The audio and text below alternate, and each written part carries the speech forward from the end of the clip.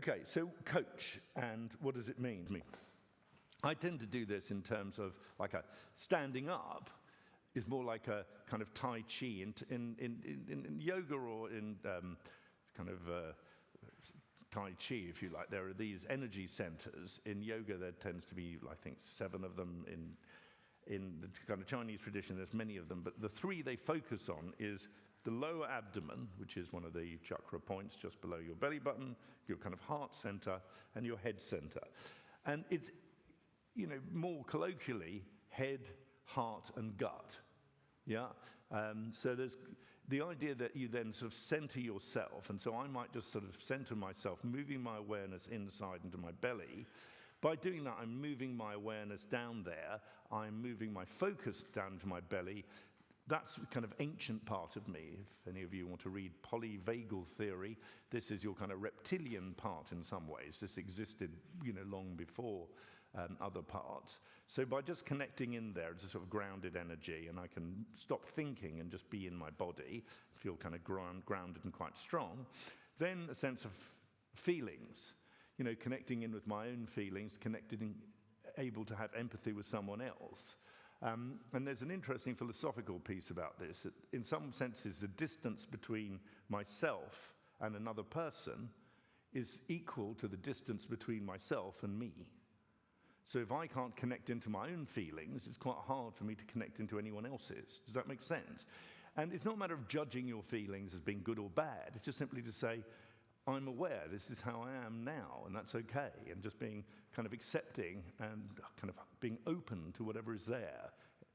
The awareness in your head center, not only do you have your brain, but you have 4 of your 5 senses, your hearing, your smell, your taste, your eyes, your ears, right? So much is happening in your head.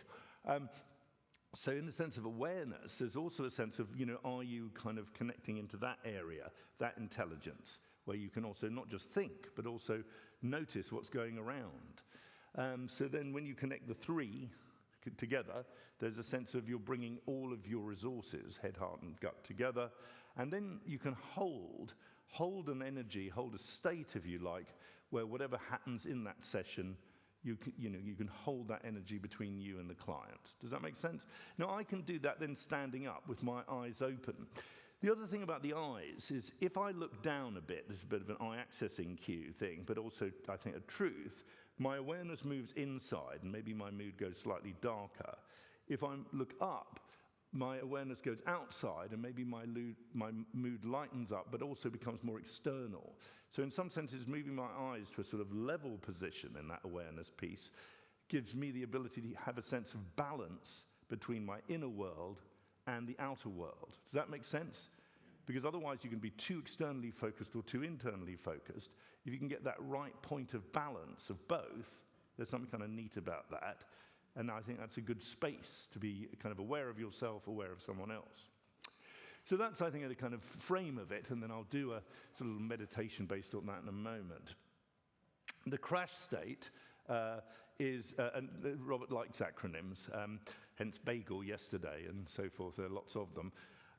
Now, I think this is also, it's not necessarily a negative state, it's just also, again, an awareness.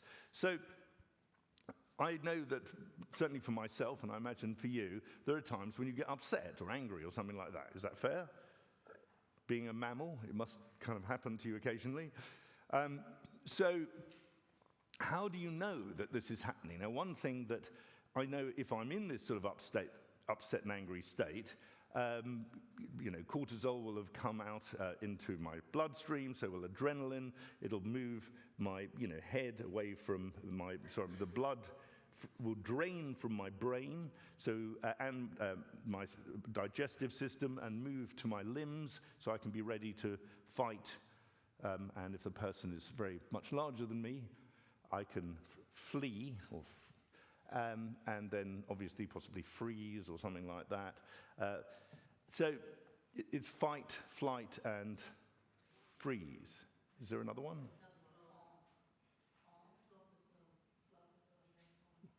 Fawn? Sorry? Flop, yeah.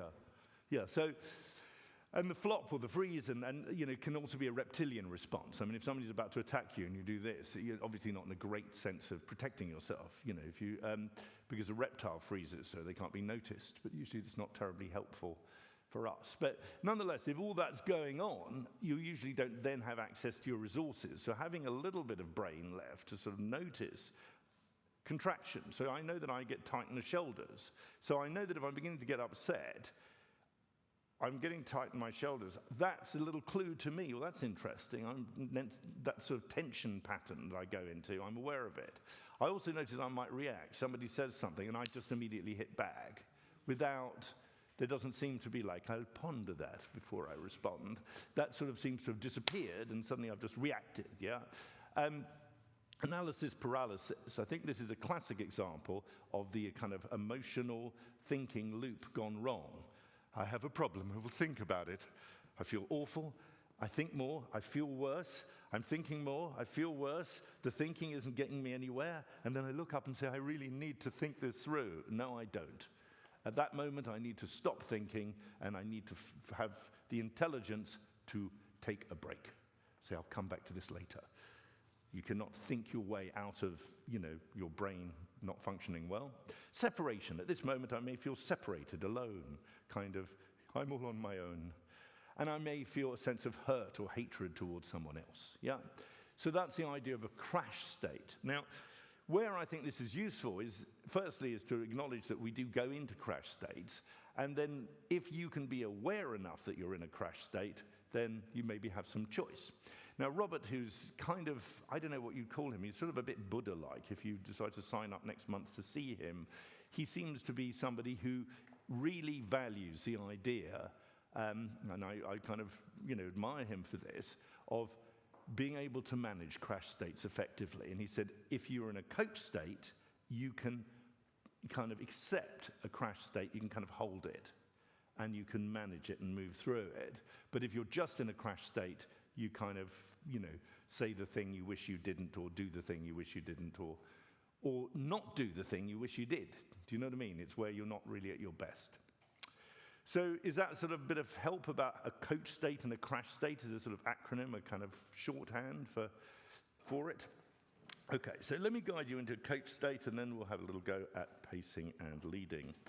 So, okay, so you can put down your pads and papers, you know the drill. Tracy, you can lock that door now, so no one can come in, even if they try. And online, this is just a sort of a meditation, which I just guide you through. And it would be good if you could do it in such a way that you can do this yourself. I mean, all the meditations, obviously, are just me teaching you if you want to be able to do this yourself. And certainly you can find your own way of doing it. So let's begin, in some senses. Always pacing and leading, which is coming next, it's accepting that where you're at now is you're not probably kind of in that sort of Zen coach state. You're kind of wherever you are. You're in a room, you're in somewhere, you've been listening to sort of a lecture, there are people around. You're in what sometimes we call in NLP uptime, kind of external, kind of buzzing. So just take a few moments to just ground yourself, and I invite you to ask the question again, do I want to do this? It's my choice. And are you willing to put in that little bit of effort to move your awareness inside now? That little resistance, that little inertia. I don't really want to do this. Okay, that's fine. Acknowledge that and just be aware of it. That's fine. So I'm going to invite you to just allow yourself to move that awareness down into your belly, chest, just noticing any tension you're holding in your neck, and just allow yourself to let the breathing itself relax you and have a sense of being grounded on the chair. Weight of your body fully supported by the chair, ground, just letting go. not having any particular thought in mind, just allowing a little bit of space. And now, as you notice your belly breathe, deliberately, moving your awareness down there into the center of your being, just below your navel, just below your belly button, in a bit, and having a sense that this is your center. This is very old, millions of years of evolution. We've had this sort of belly center, intelligence down there. And have a sense that this is a place which is also unchanging and secure. A benevolent place where you can connect into kind of a grounded energy. Centered in your body.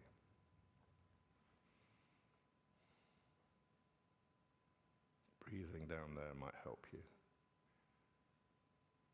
Keep your awareness down there, centered. Safe, grounded. So now I invite you to move your awareness into your heart center and just to be open to whatever's going on. Whatever feelings are there are absolutely correct for you at this moment.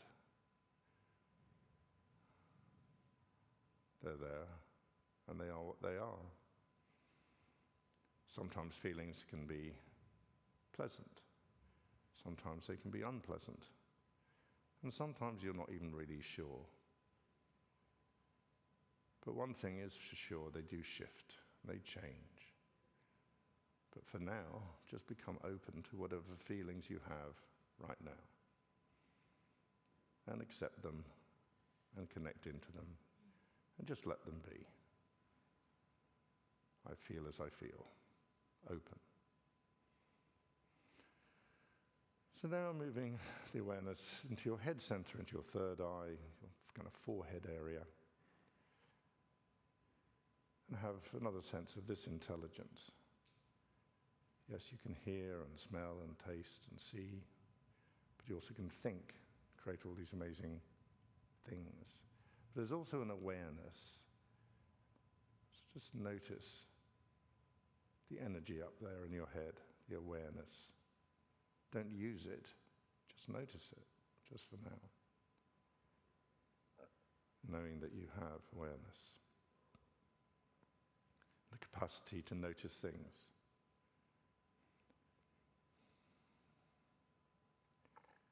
And I now invite you to connect all three, center, head, heart, gut. So you have a sense, almost like a line of energy between your head and your lower abdomen. To have a sense of them all connecting together. If you like, you can even connect further up into the sky and down into the earth. So you have a sense of a big connection.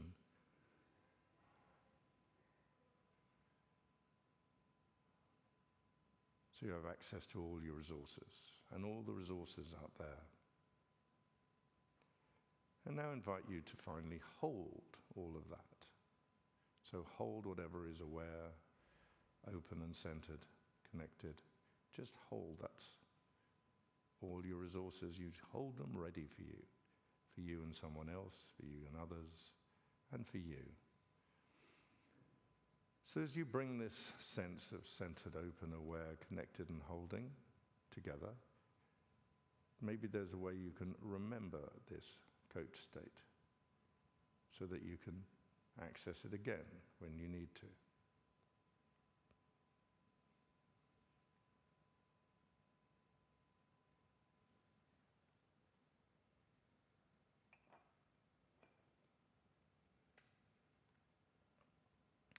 So I'll stop talking now and you can just have a few moments peace. And just remembering that also not only coaching but learning is state dependent. So curiosity and rest, relaxation, all these things are good to learn today.